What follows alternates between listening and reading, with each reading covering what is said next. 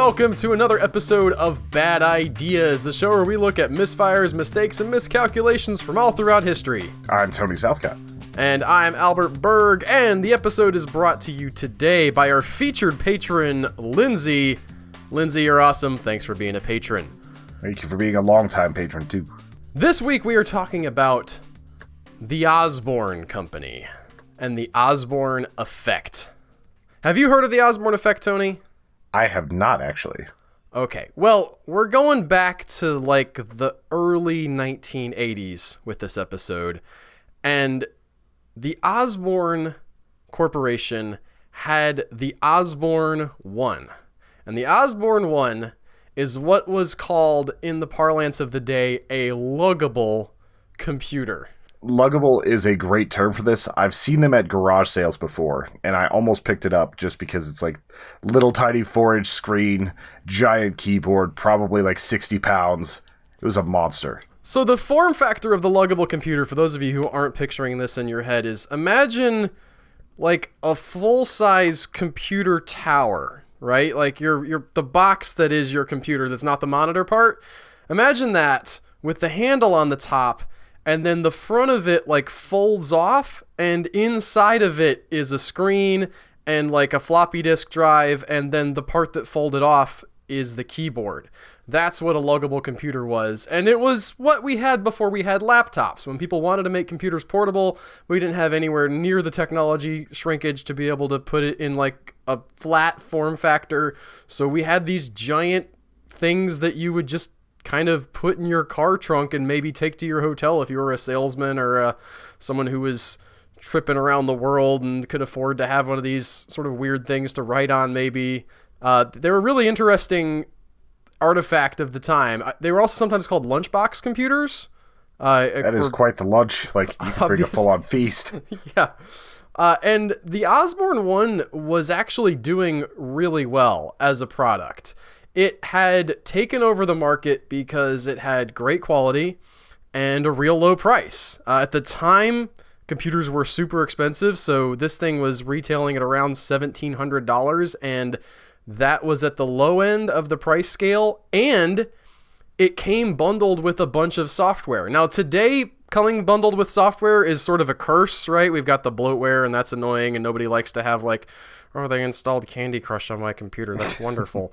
Okay, but this was actually like a huge selling point because software was very expensive, much like the computers at the time, and the fact that the Osborne came with an advertised $1,500 worth of software in addition to the hardware at no extra charge really put it head and shoulders above the competition. But the computer market in the 1980s was moving at an incredible rate. The Osborne Corporation knew they needed something new to keep up with this evolution. So they started work on what would become the Osborne Executive. And the Osborne Executive was a remarkable piece of hardware for the time. Physically, it had a larger screen than the Osborne One, but the improvements weren't just physical and in the form factor. It also had a feature where it could read files that had been written by non-Osborne computers. And that doesn't sound all that exciting today because we have sort of this generalized ecosystem where you're either a Mac or a PC. And even if you have one of those two types of computers, you can probably still find a way to share the files over to the other one. But at the time, computer files, like not just the programs, right, but the actual way that files were written were essentially completely proprietary to every new system that came out. That just sounds like such a mess. It's like you have weird issues between like sending a text from Android to Apple if you're trying to send a location and it becomes a giant paragraph of crap. But for the most part, everything else works. Right, so the Osborne was revolutionary because it couldn't just read Osborne files. It could read files from like 4 other popular computers of the time, which meant like this thing was really going to be useful to your typical executive type. Yeah, I imagine so many businesses were like, we don't have to like solely buy into one company, just buy all of these now. Yeah, exactly.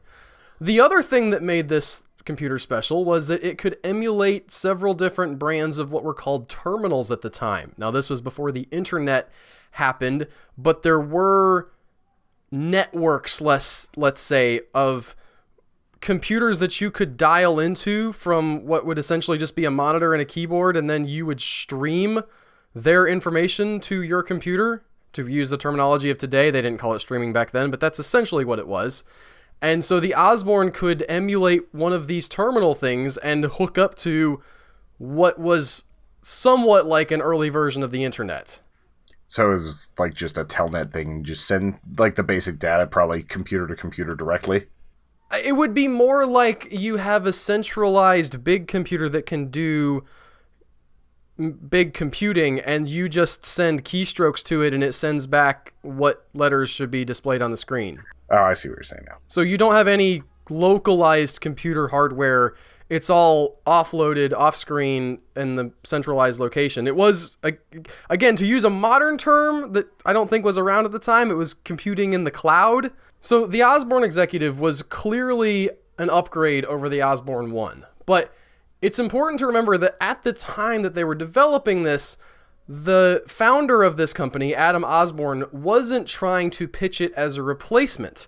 He fully intended to continue carrying the Osborne 1, and there would be people who would get plenty of use out of that. They were going to continue supporting it. It was still going to be useful for a lot of stuff. But then if you were the power user, you could get the Osborne Executive and do all the extra stuff it would let you do.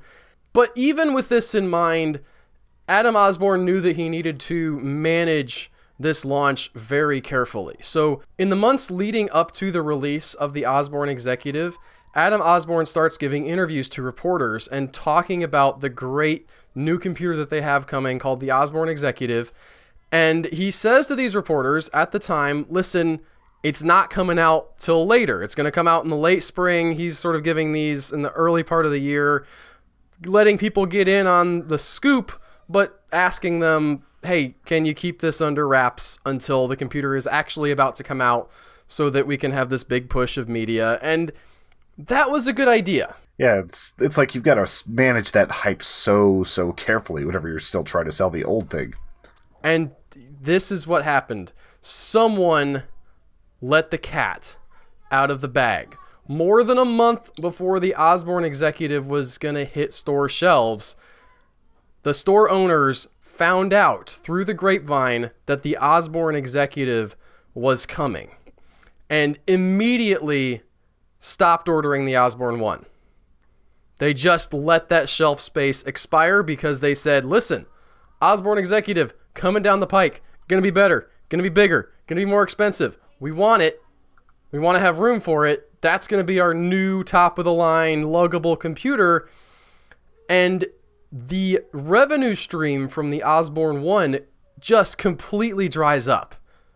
And you're talking about a company that's still relatively small. I mean, almost everybody at this point in computing is relatively small, except for maybe IBM and possibly Apple, who kind of has some experience under their belt at this point. But everybody else is sort of scrapping around trying to get something going out of almost nothing. And when this revenue stream dries up, it hits Osborne hard.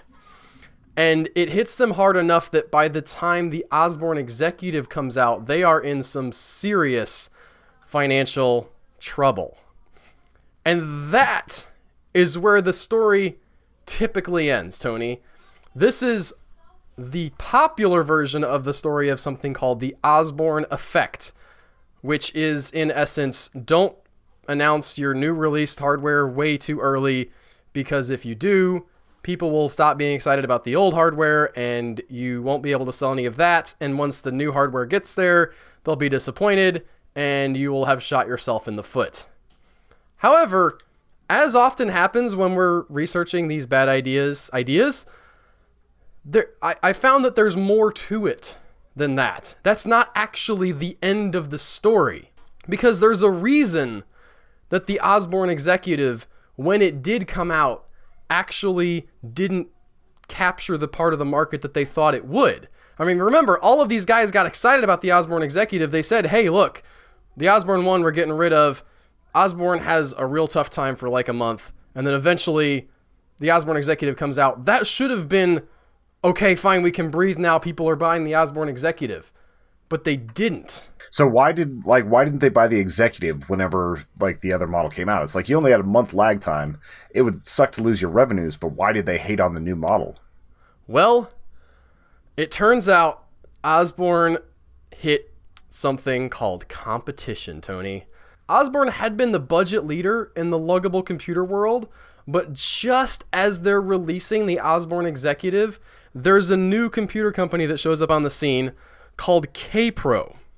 And K-Pro was releasing the K-Pro 2. Now, fun fact about the K-Pro 2, it is not exactly preceded by the K-Pro 1. There's like a prototype version called the K-Comp, but it's essentially exactly the same as the K-Pro 2 with just a slightly different form factor. They called it the K-Pro 2 because Apple II was so popular at the time, and they wanted to get in on that 2 action that people were so excited about. I mean, if there's anything that Windows and these other companies are showing, it's that the numbers don't really matter. We'll just skip the ones we don't want. It's like there was no Windows 9. Yes, they're way ahead on the curve on this. Yeah. Of just slapping a number on it that makes you feel good. And compared to the Osborne Executive, the K-Pro was... I have written down industrial and simple, Tony, but really the word that I want to use is ugly. All of these computers from the 1980s are relatively ugly for the most part. But the Osborne Executive had some kind of form factor. You know, they were trying for something to sort of look nice and elegant and cool. If you look at a picture of the K-Pro, it's just a big metal box with the front that comes off. Like, there's nothing more to it. It looks like something you would find in a factory somewhere.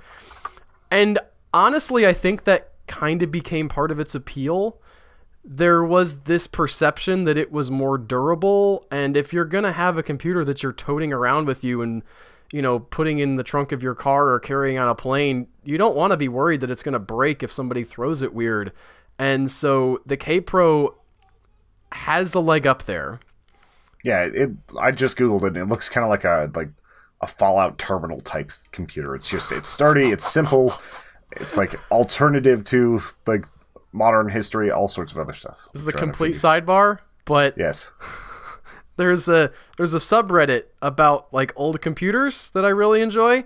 It's called Retro Battle Stations, and for like a month, because someone posted, hey, it looks like a computer from Fallout, everybody was just posting any picture of an old computer they had and saying, hey, it just looks like that computer from Fallout, huh? That's a joke that me and like 2 other people who listen to this podcast might get, but I enjoyed the fact that you went right for the old computers look like stuff from Fallout. Oh, I mean, this one, like, it's because the screen is exactly shaped as the size of a Pip-Boy screen. That's why I went for that. That's fair.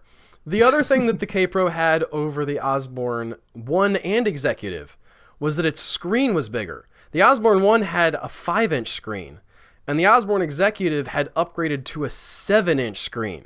I know. Whole 7 inches. The decadence is off the chain.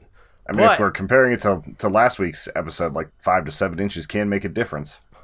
But the K-Pro, hold on to your hat, Tony, had a 9-inch screen. Holy crap. Right. Like, what are you even smoking? 9 inches? That's amazing. Yeah, how are you going to even take that on an airplane? And on top of that, the biggest killer of the Osborne Executive was that the K-Pro was cheaper. It was $200 cheaper than the Osborne 1 was at the release, and the Osborne Executive was even more expensive. K-Pro was the clear budget choice, and people flocked to it. People were very price conscious in the computer world even back then, even despite the fact that they were super expensive, right? The fact that this thing didn't do everything that the Executive would do didn't deter people from being excited about it being a couple $100 cheaper. There might have been some technical reasons why you would have gone for the Osborne, but for the sort of average computer buyer, the K-Pro was the clear winner between any of these Osborne computers. And so the K-Pro comes in and just smashes their sales. Yeah. And whenever the Osborne company's trying to be that affordable, luggable computer and they get beat out by that big of a percentage, that's a pretty huge number. Especially back in the, like, what was this? You said early 80s. This whole story 80s? takes place between roughly 1980 and 1985. Is the whole arc of the Osborne Computer Company. There might have been some stuff happening in 1979, but like this is really about 5 years of history of them. And I know what you're thinking. You're thinking, okay, competition, like maybe the Osborne Company didn't have a real good understanding of what the market would bear. Where is the real bad idea here? And that's what's coming up next, Tony, because the Osborne Corporation is struggling, right? They're getting their butt kicked by K-Pro. They need sales to come back, and things are about to get worse because someone in upper management at Osborne looks around the factory and they think, man, things are going bad for us. We're not selling these Osborne executives like we want. We got to get some money. What is this over here in these boxes? Why, it's a bunch of old Osborne 1 motherboards. You know what we could do with those? We could slap on a monitor and a keyboard and a case and make more Osbornes, right? We've got all these things. We can just make more Osborne 1s. Those sold okay. And we've already got 15% of the parts. Let's just make some. All right. What happens after that? Old technology that's already out of date? Well, the problem was that by this time, the Osborne 1 had been discontinued from production. And the company that made the case for the Osborne 1 to fit in had destroyed the mold. So to get this $150,000 worth of motherboards sold as completed computers, the Osborne company had to have them remake the mold, have them cast a bunch of new cases, buy more screens, buy more keyboards, put all this stuff together. And in the end, at this time when they're incredibly weak because of the competition, because of the Osborne Effect, because of all of these things that have happened, they end up spending $2 million in order to save $150,000 worth of hardware. That's such a terrible, horrible, horrible idea. It's so relatable, though. I mean, it's so hard to throw stuff away. Right? Like, you see this stuff sitting around and you think, man, this is $150,000 worth of computer hardware right here. Why don't we do something with this? It's just free money. But that's the sunk cost fallacy singing you its siren song, because you're throwing good money after bad and you do end up with what ends up being the end of the Osborne Company. I don't know that any single one of these problems is what sank Osborne. I know that they seem to have been a good company, at least as far as the hardware that they were making. They had some really smart decisions, and if they had been able to weather one or two of these mistakes or market problems, they might have made it through. But the combination of all three sort of happening in a row sinks them, and they go out of business in 1985. They close their doors forever. There's like a Norwegian knockoff computer company that bought the name, so you can still buy an Osborne computer if you want, but it has nothing to do with any of the people involved in this story. It's also not something that I've heard of in any time, so it's not exactly a giant thriving company. But that is it. That is the bad idea for this week. Starting off, don't announce your product too early, which admittedly, by the way, despite the fact that that did happen and it hurt them, it was something that they actually were trying to avoid. Adam Osborne did not go out and run his mouth like nonstop to everybody about his new computer. It just so happened that the word got out without him running his mouth nonstop, and that kind of hit them hard. Then, do your market research, know what your competition is coming up with, know what the public wants, and don't throw good money after bad. Those are the lessons we can learn from the Osborne Computer Company. And my favorite lesson, which I learn over and over on this show, is that stories are always more complicated than you expect. Because the first part of the story is what normally gets told as sort of, this is why Osborne failed. And there's always a few more extra details that people leave off because that doesn't make necessarily for the most compelling story that you can tell in 60 seconds or less. I don't know. I feel like the after story was more interesting than the pre-story. Like once they end up like just sinking their last bit of money in their death throes into something that's just a really, really bad idea for outdated technology, it's just that seems like murder from the moment they came up with the idea. Like, that's just the way you bury your company. It was definitely the last nail in the coffin. And that is the last thing that we have to say about the Osborne Effect and the Osborne Corporation. Thank you guys so much for listening. If you like this, don't forget to leave a like if you're over there on YouTube. Send us a message if you are listening on the sort of whatever podcast audio app you're listening on. We would love to get those at Human Echoes on Twitter. And also, if you have bad ideas, you can send them to that Twitter I just mentioned or over to badideasshow@gmail.com. We would love to hear any bad ideas you guys have to suggest, and we will see you guys next week with another one. Take care, y'all. Bye, everybody.